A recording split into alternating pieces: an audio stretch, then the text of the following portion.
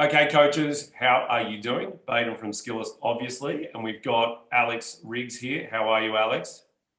Doing well, Baden. Good to be Yeah. here.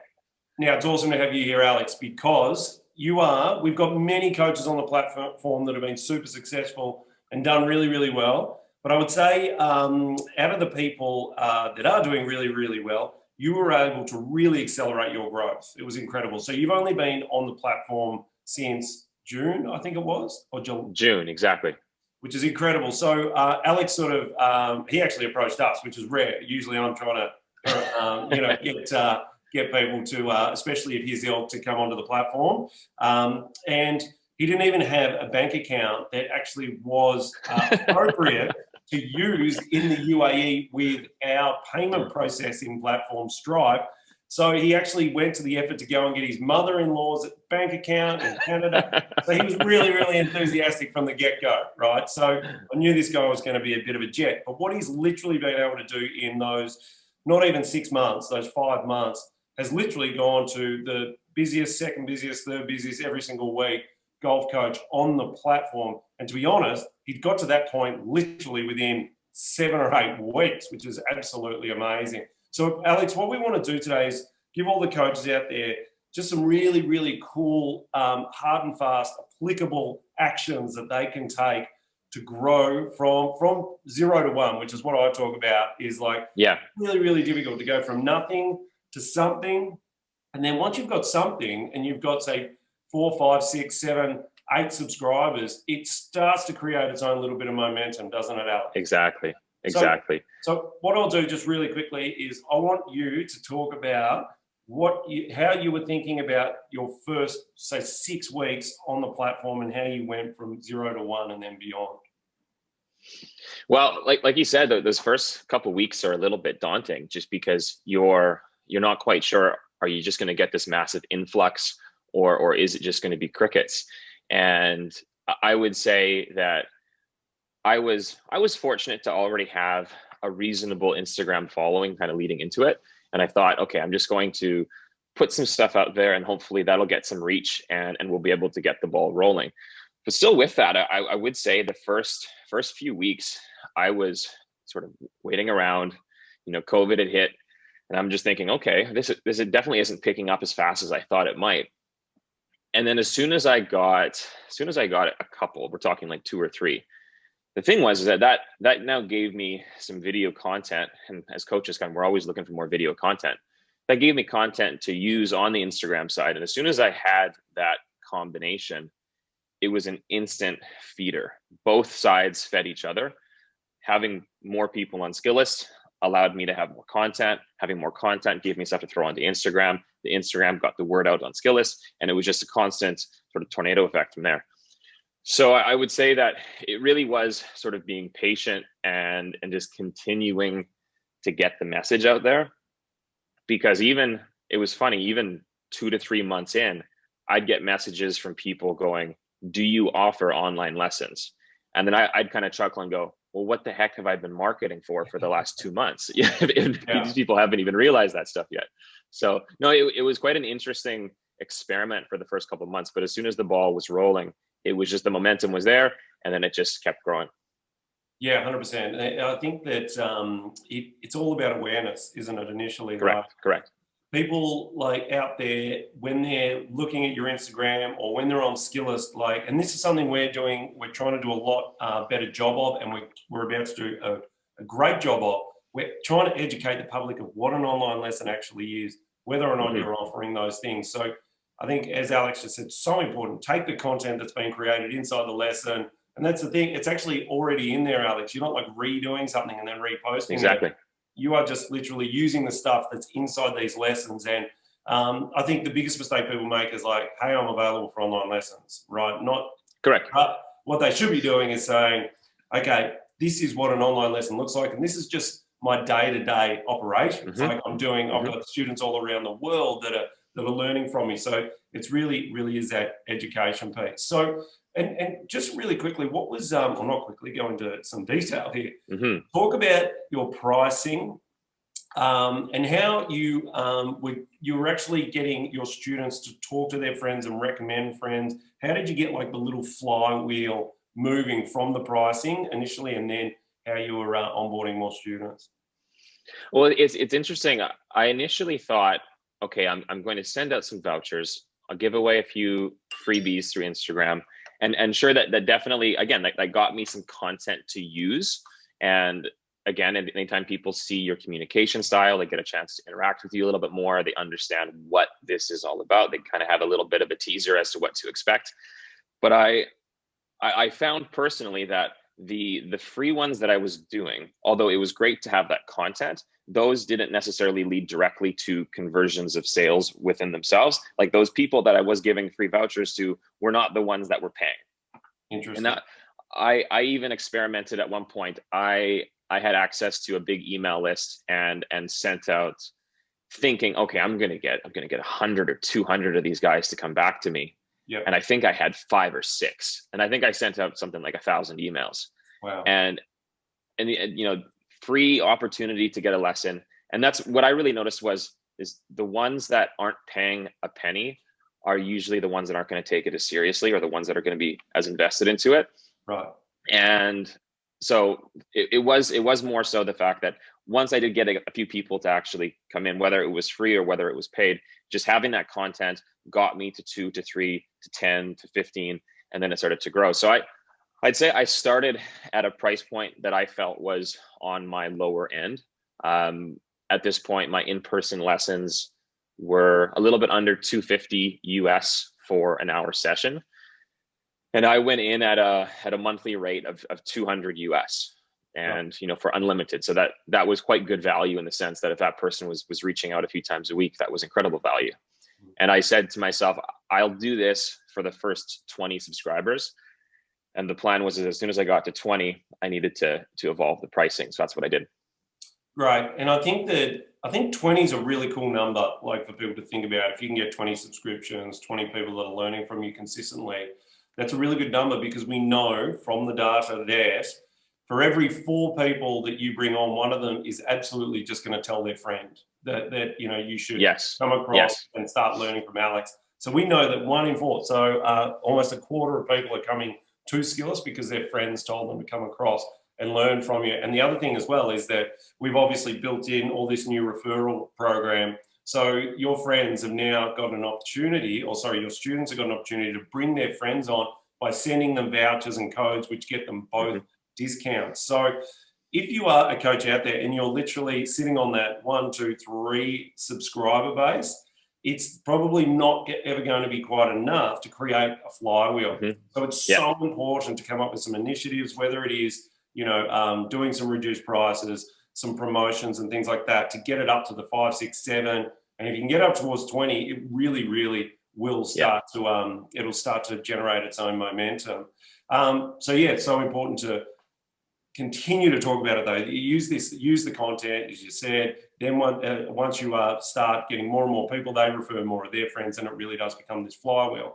But what's really important, I think, is student retention and the way you actually structure lessons as well. I think, Alex, like, how do you literally, from the moment someone inquires from you, what does the process look like, say, for the first week or 2, sort of thing? Okay. So when I started, I wanted to have the game plan. I know that some people, they'd always ask the question, like, what can I expect in terms of turnaround time? And I told myself, I don't want to get to the number of players that it takes me multiple days to get back to these things. So I said, okay, I need to find a way to make sure that I can keep my sweet spot of subscribers to a point where I can turn these around in 24 hours or less. And, I was extra fortunate, I guess, with the time that I had in the initial days that COVID was there. I was in Canada. I wasn't teaching in person, so I had time. And so I was getting back to these lessons inside of 12 hours. And the people were extremely, extremely impressed with that. So again, I had tons of feedback from them saying they were blown away with the fact that within less than half a day, they're getting their lessons back and they're constantly updated. So that was a big part of it. The sort of process that I stuck to was, I said, every single person that sends a video through, I need to make sure that I give them full detail in the analysis section.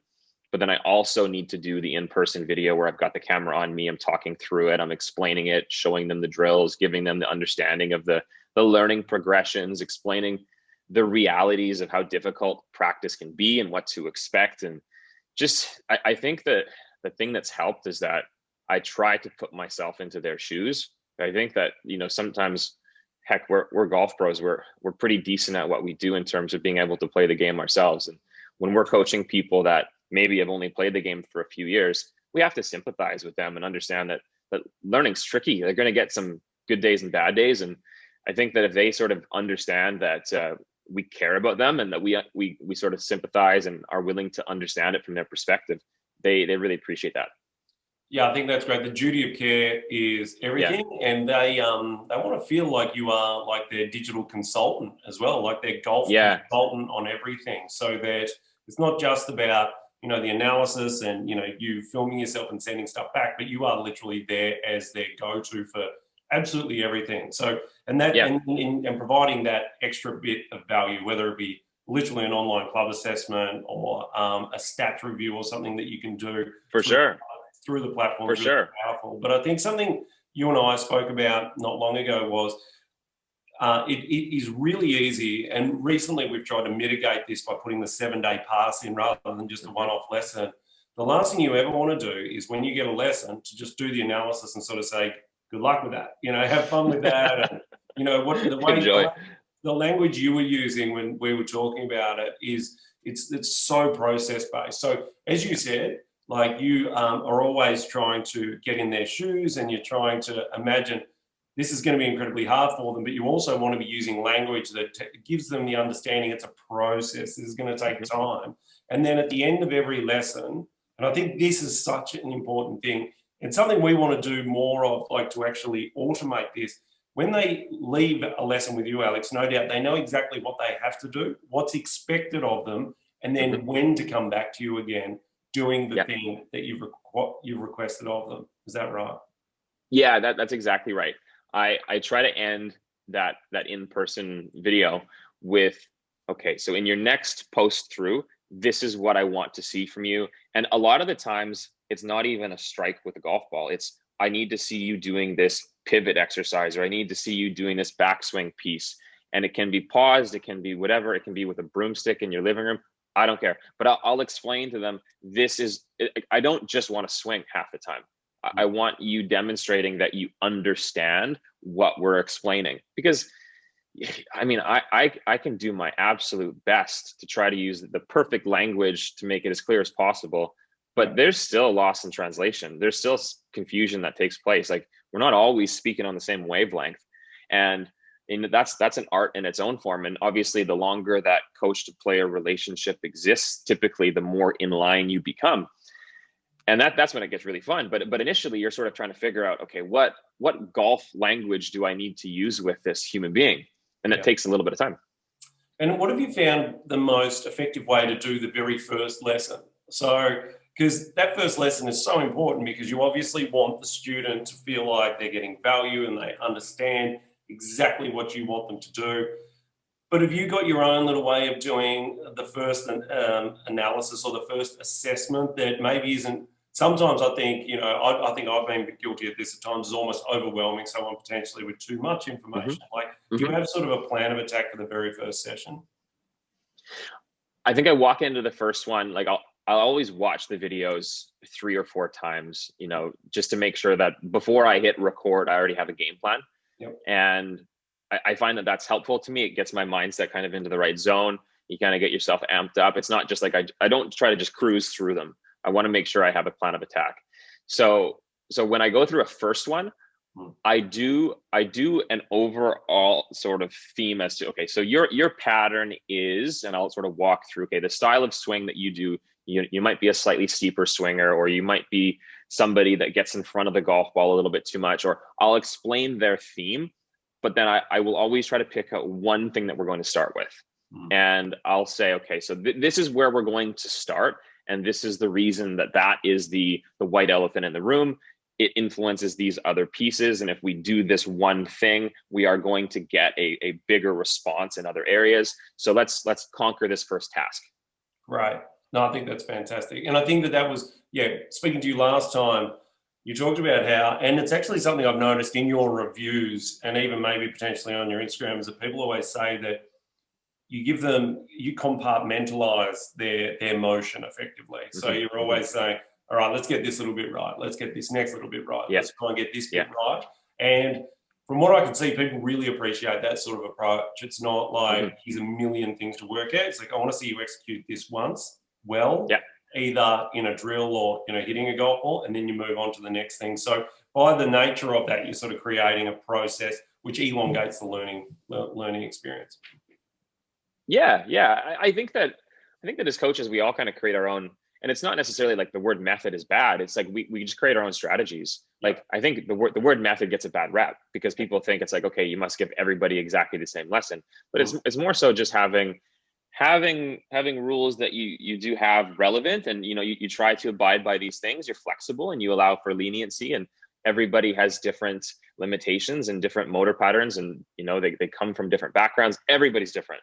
So, but you have to have things that you want to stick within. Yeah, 100%. And so just getting back really quickly to like building out this cohort of students, do you speak to them and say, hey, tell your friends about this, or, you know, I'd love to help out any of your friends? Do you have any sort of tactics like that, or is that more organic that happens? I don't, and I especially don't now. I would say in the initial days, the thing is it's funny. You don't. I mean, most of my clients I've never met before that are through Skillest, but you become buddies with them very quickly. And I mean, I've spoken to quite a few of them over the phone.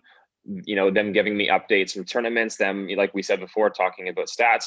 And this isn't necessarily part of their subscription, but it's just the fact that you care, you're invested in them. And if they're having fun and they're getting better, they're naturally going to tell their buddies about it. If they're struggling and not improving, they're not going to recommend the service. But as long as they're improving, they're going to be your best form of advertisement. It's a great way to think about it, I think. Definitely a really good way to think about it. So how do you think about sort of the lifespan of a subscription with a student?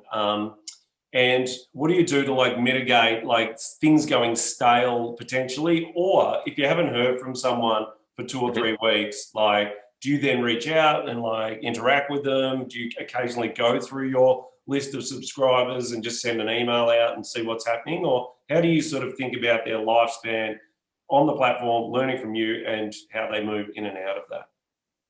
Well, that's interesting. So certainly some of them are more of that like split season climate people, like my Canadian people, for example. They've got a window of 4 months, 5 months that they can essentially use the service. Outside of that, if they don't have access to an indoor facility, that's when they take their pause. The people that are from warmer climates that do have virtually 12 months of golf, that's been interesting. Like I was kind of curious of that myself, like how that would go. And the thing is that because it's more invested in the whole game, it's not just let's make the golf swing better. We have time to work on bunker play. We have time to work on elements of short game. We have time to do putting, time to do core strategy, time to talk through stats more. And yeah, there's a month where we're not really talking about their golf swing as much. We're talking a lot more about what they're doing on certain holes in their golf course. And it's a little bit more of the coaching rather than the technique work. Yeah. Well, I know, speaking of another coach, Jake Hutt, what Jake does is actually goes onto Google Maps and he looks at the golf course that the guy plays on or the girl plays on, and he actually helps them sort of navigate their way around the golf course, sort of thing. So that's a brilliant idea. Yeah, so stuff like that, I think, super powerful and does elongate, you know, the learning and the life cycle of these subscriptions.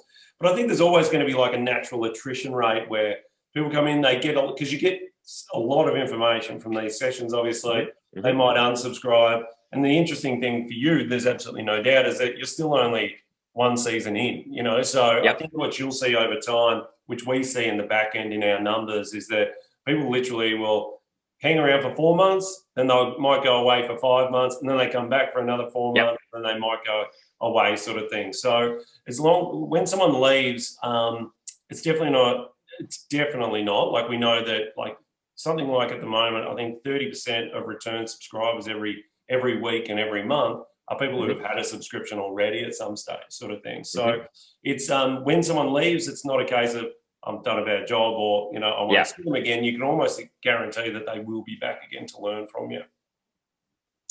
So, okay, so how are you? The one thing that a lot of people talk to me about is like time management and return times and things like that on when they actually get the analysis back to people. Now, I know you said you don't try and leave it longer than 24 hours. I think that might, I don't know if that's exactly the same now that you're teaching a lot in person.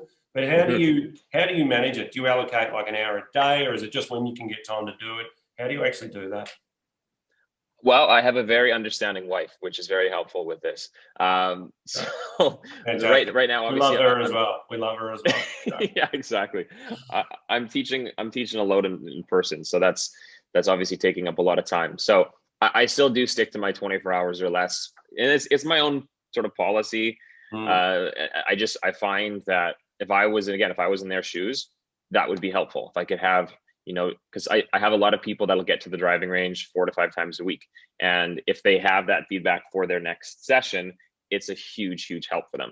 So I try to make sure that I can just get through everything in the evenings. So that's, you know, a lot of times I'm getting home from the golf course a little bit later, and it might mean that night runs a little bit later, but it is what it is. That's what I've signed up for. And there will be, you know, there'll be times in the season where we're not as crazy as other times. Right now, I'm kind of in that peak mode, which means that the days are a little bit longer, but I enjoy doing it. I enjoy kind of the constant golf chat. So it's all good. Okay, great. So just a couple more little things, right? This is all really, really good stuff for everyone out there. So with the analysis, like the actual structure of a lesson really quickly.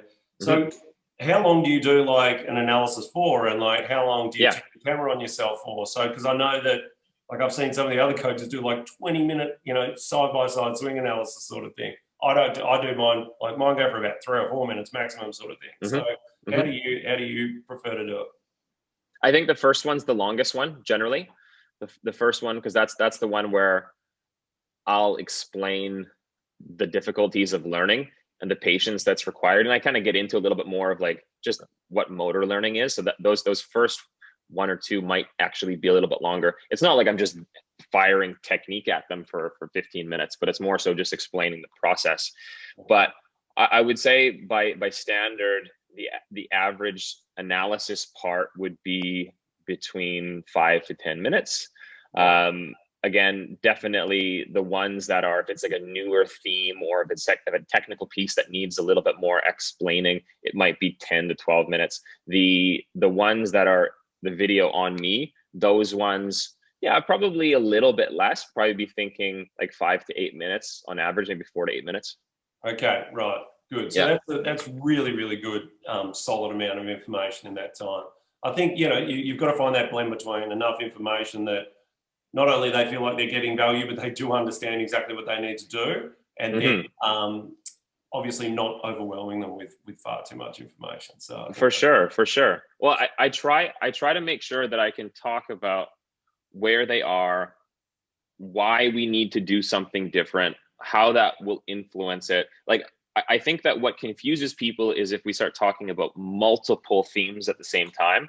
But if we just stick to one theme, but maybe explain it in 2 different ways, or explain the why and what it does influence, it does give that sort of full 360 approach. And the person's like, okay, I got this. I know exactly why you want me to flatten my left wrist, for example. Yeah. Okay, cool. And just in closing, like with the pricing stuff, just really quickly, I know we sort of touched on it briefly. That's a question I get all the time. And I don't have a great answer for it, to be perfectly honest, because I think everyone is slightly different and everyone wants to provide slightly different products. I always say, you know, you can start low. It's very easy to move up, but it's hard to move back. How did you, just really quickly, talk about your pricing structure? You offered a lower price for the top for 20 people, then you put it up again. And then how is that compared to your in-person teaching? Like, what's the ratio of the cost?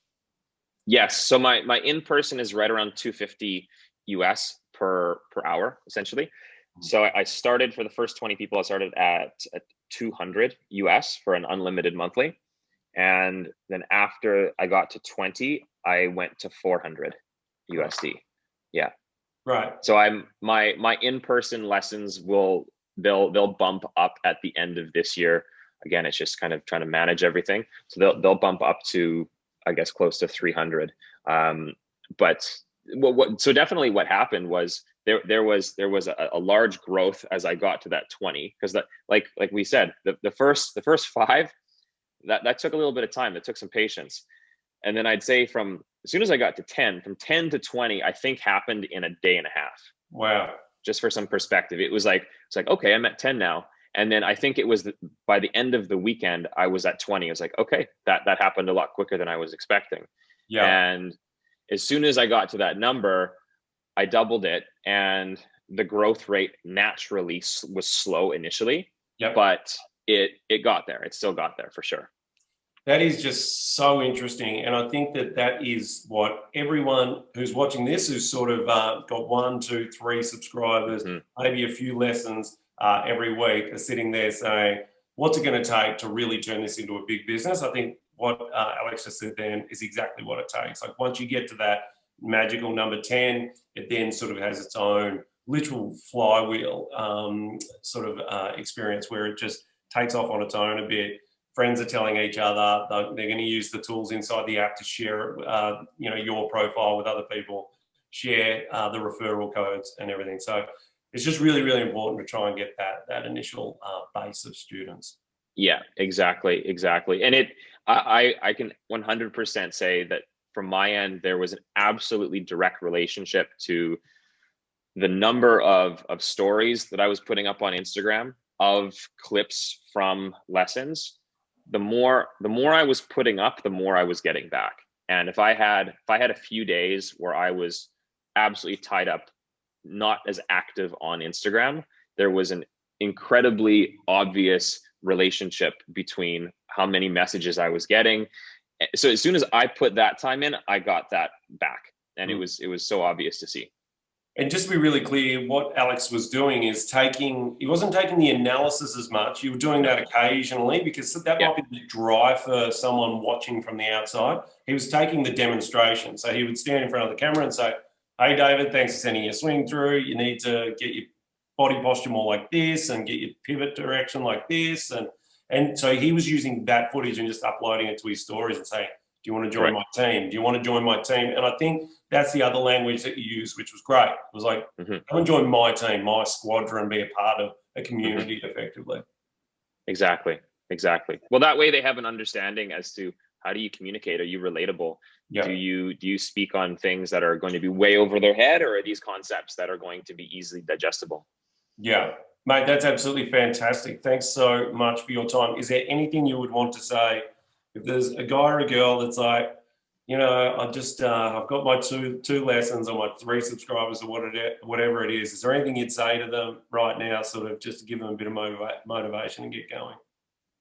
Well, you've got to start somewhere. It absolutely, like I said, it's going to be the more that you can put into your channels, the more that you're going to get back. So even if that means getting a few vouchers out there just to get some lessons coming your way so that you have the content to then use. The content that you create in the lessons, I find, is going to be the absolute best advertisement, because that way people see who you are. Yeah. And it also helps you grow your Instagram, because I think you've grown 8,000 people or something since you started using Skillest. I've doubled, I think. Yeah. Doubled, 10,000 people or something like that since you started using Skillest, because you have more content to work with. So, Alex, it's always a pleasure. Thank you so much, mate. It's the day is starting there in Dubai, so you've got lots of online lessons and lots of in-person teaching to do. So I'll leave you be. Thanks, buddy. That was good. All right, mate.